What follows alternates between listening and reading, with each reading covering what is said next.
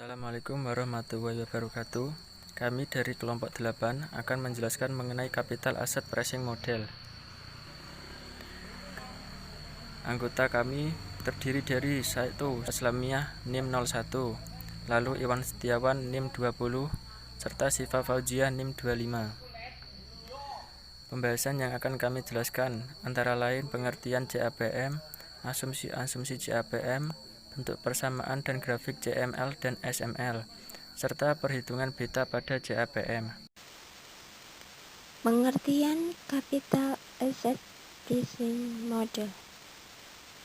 CAPM merupakan return yang diharapkan oleh investor untuk saham yang diinvestasikan akan dipengaruhi oleh risiko sistematis yang melekat pada saham tersebut.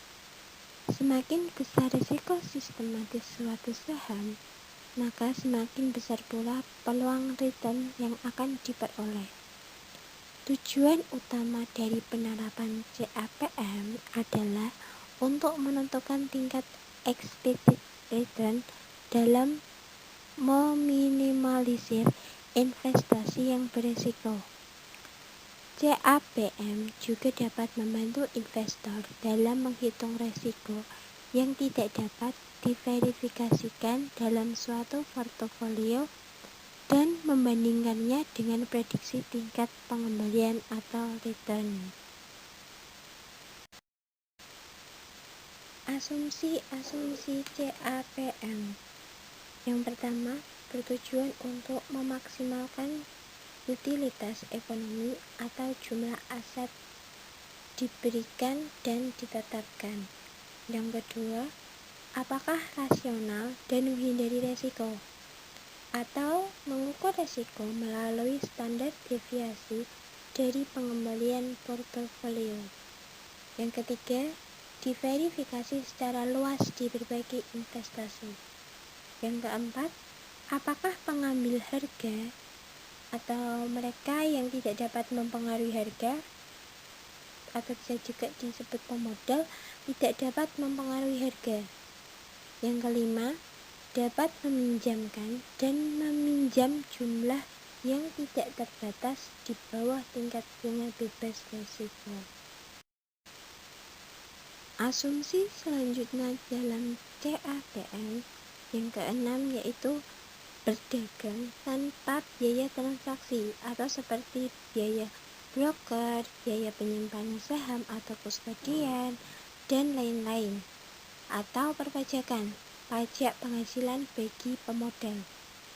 Yang ketujuh, berurusan dengan sekuritas yang semuanya sangat dapat dibagi menjadi beberapa paket kecil, atau semua aset dapat dibagi sempurna dan liquid. Yang kedelapan, memiliki ekspektasi yang homogeni.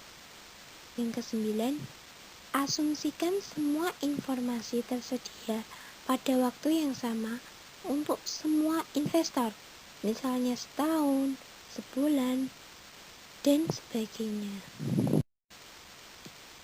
Garis pasar modal atau CML. Garis pasar modal adalah garis yang menunjukkan semua kemungkinan kombinasi portofolio efisien yang terdiri dari aktiva berisiko dan aktiva bebas risiko, dan garis yang menggambarkan suatu hubungan antara expected return dengan total risk pada keadaan pasar yang seimbang.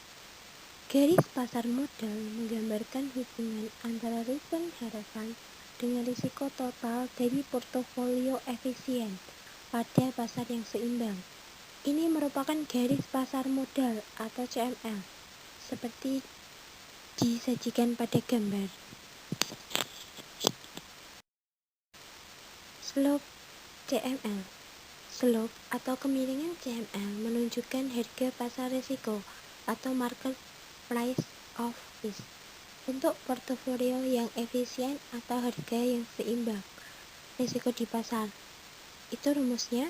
Contohnya, kondisi pasar yang seimbang, return yang diharapkan pada portofolio pasar adalah 15% dengan deviasi standar sebesar 20%. Tingkat return bebas risiko sebesar 8% maka slope CML-nya itu menjadi 0,35. Dengan mengetahui slope CML dan garis intercept atau RF, maka kita dapat membentuk persamaan CML menjadi seperti yang dirumuskan tersebut. Keterangan juga di bawahnya. Garis pasar sekuritas atau SML adalah suatu garis yang menghubungkan antara tingkat return yang diharapkan dari suatu sekuritas dengan risiko sistematis. SML selama ini juga sering dipergunakan untuk menilai sekuritas secara individual dalam kondisi dan situasi pasar yang seimbang. Risiko sistematis dapat diukur dengan mempergunakan beta yang dapat dilihat untuk mengukur risiko sekuritas. Semakin tinggi nilai beta, maka semakin tinggi risiko yang akan terjadi. Untuk rumusnya, dari suatu sekuritas menurut model SML dapat dituliskan bersamaan ER1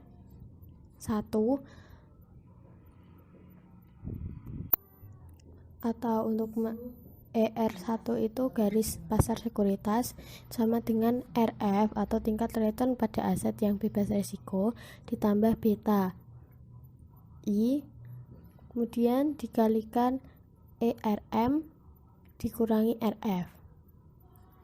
Nah, dalam hal ini rumus beta untuk mencari beta sendiri dapat dilihat dalam PPT. Kemudian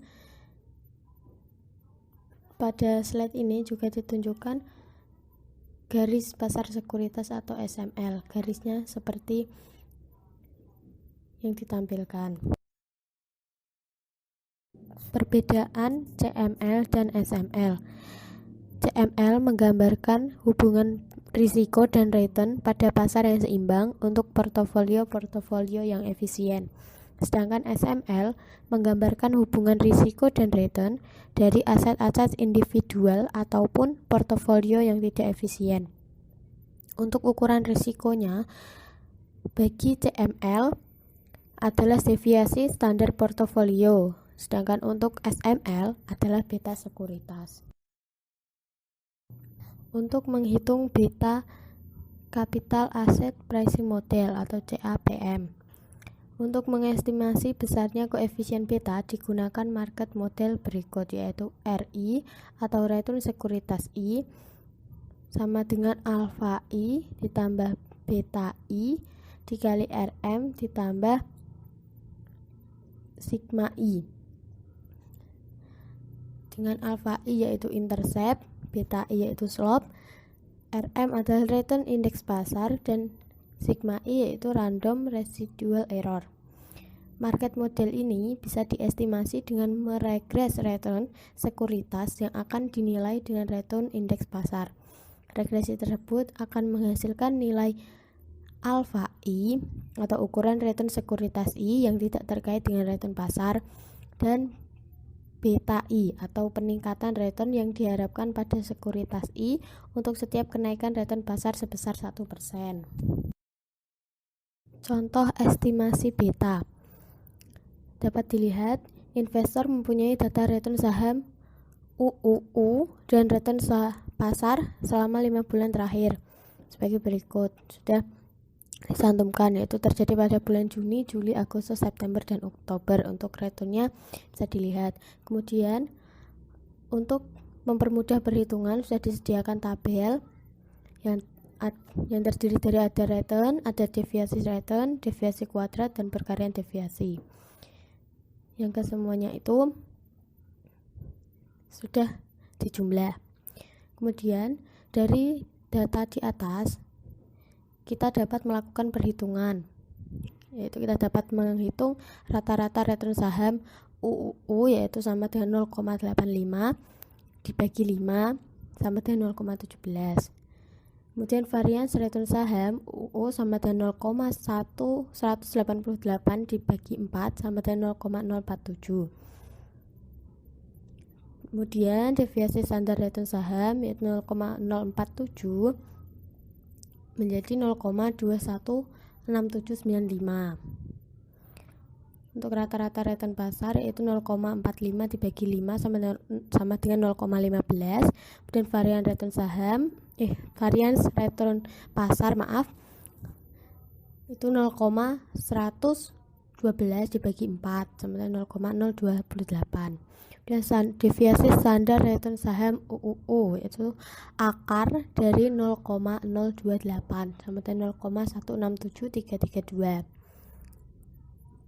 Kemudian covariance-nya yaitu 0,1385 dibagi 4 sama dengan 0,034625, yang mana angka-angka di depan itu didapatkan dari penjumlahan antara return saham UUU yang dijumlah mendapatkan hasil, kemudian return pasar mendapatkan hasilnya, deviasi kuadrat saham UUU itu mendapat hasilnya dari tabel yang mempermudah perhitungan. Kemudian dari perhitungan tadi saya sampai di covariance, kemudian dilanjut dengan menggunakan persamaan beta 1, di mana rumusnya adalah seperti yang tertera, yang dapat dihitung menjadi 0,034625 dibagi 0,28 sama dengan 1,236607.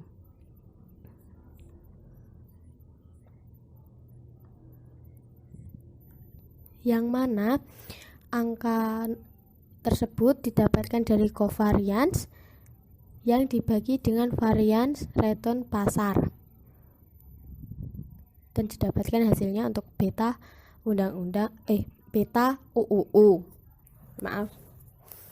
Kemudian untuk intercept-nya dihitung dengan mengurangkan rata-rata return sekuritas dari perkalian beta dengan rata-rata return pasar, yaitu alfa 1 sama dengan 0,17 dikurangi perkalian antara 1,236607 dengan 0,15 dan hasilnya 0,059. 0,17 itu didapat dari rata-rata return saham, kemudian 1,236607 didapat dari beta,